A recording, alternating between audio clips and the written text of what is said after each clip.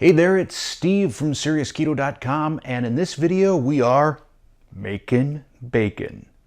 I got turned on to making bacon at home by Michael Ruhlman. In his book Ruhlman's 20, he's got recipe for both a savory peppercorn and garlic bacon as well as a honey mustard bacon. The recipe that we're going to do though today is a maple bacon that came off of Michael Ruhlman's website. Now, why would you want to make bacon at home? First off, because it's delicious, but also you can save an awful lot of money by making your bacon at home.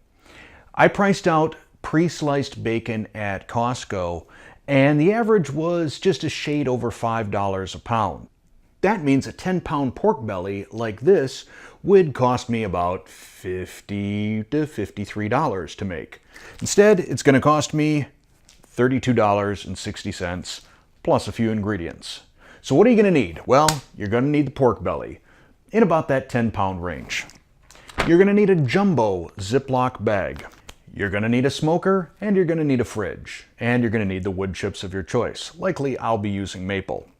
In order to make the cure for your bacon, you're going to need a 1/4 cup of kosher salt. It can be Morton, it can be Diamond Crystal, doesn't really matter. You will also need 1/4 cup of sugar-free maple syrup. I'm using the Log Cabin. If you watch my video from Prime Pantry ketogenic reviews, love this stuff. This is really great. 3 tablespoons of coarse ground black pepper, 4 crumbled bay leaves, 2 teaspoons of pink curing salt, and 1 teaspoon of fresh ground nutmeg. I will include the links to the salt. Well, yeah, you can probably just get that at your grocery store. But I suppose as long as you're ordering the Log Cabin, you can throw that in your cart too, as well as the pink curing salt. I'll put the links to all of those below. So let's make our cure.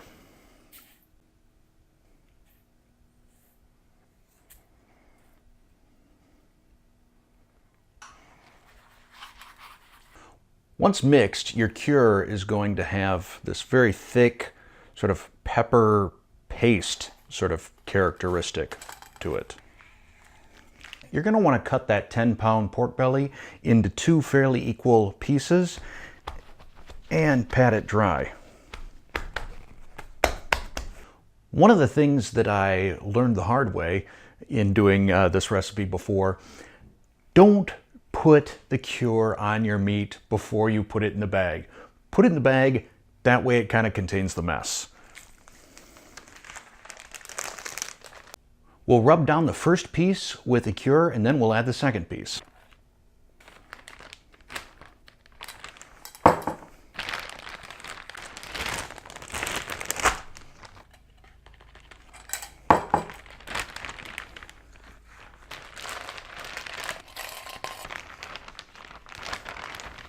If need be, once it's in the bag, you can rub it from the outside to kind of distribute any large clumps of cure that you might see, but it doesn't have to be perfect. What's going to happen is as this cures in your fridge over the course of the next 5 to 7 days, it's going to start making its own sort of curing fluid.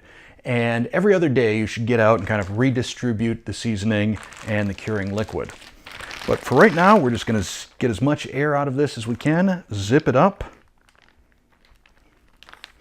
Be very careful. If you get any pepper granules in the zipper, it may keep the zipper from sealing, and having this leak out in the bottom of your fridge is one of the last things you want. So it doesn't hurt to give the zipper one good wipe before you seal it.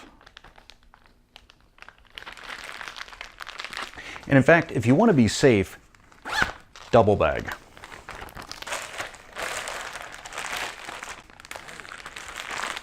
And into the fridge this goes. Our pork belly has been curing for 7 days. We took it out of the fridge, we rinsed it off, we patted it dry, and now it's going to go into the smoker.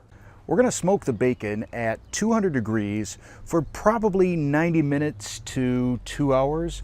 We are going to use a probe thermometer though, just to be sure that we hit that 150 degree temp on the inside.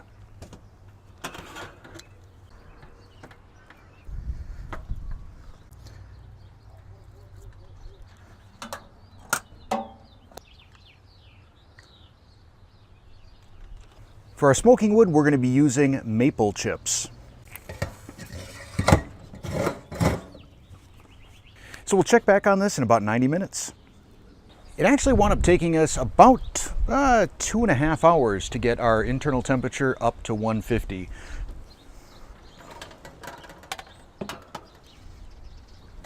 Ooh. Now we're going to let this cool, probably overnight, and tomorrow we'll slice it up and cook it.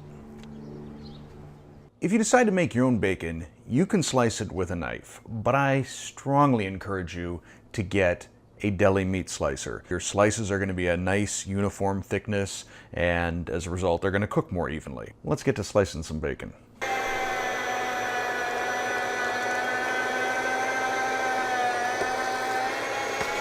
It took a little bit less than 10 minutes to slice all of this bacon with the deli slicer. Probably yielded about 1.5 pounds of scrap. You're going to get some of that on the ends, but we can chop that up and cook it and turn it into bacon bits. In the mood for some bacon? Let's cook some bacon. Oh yeah.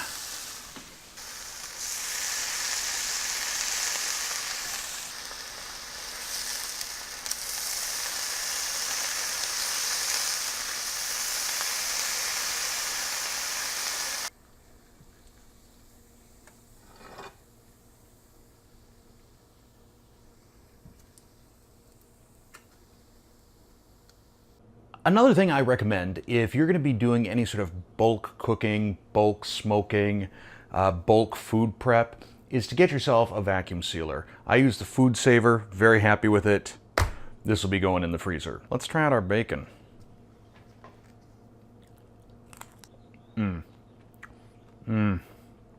Wow. This is really good. I think I may prefer the Savory bacon recipe that's in Michael Ruhlman's book, Ruhlman's 20. I'll list the ingredients to that in the description below, but I'm happy with this. I mean, the bacon on its worst day is still great bacon, and homemade bacon is great no matter what. If you enjoyed this video, please click that subscribe button and hit like. If you've got questions, comments, whatever, throw them down in the comments. I will do my best to respond to them promptly. See you soon.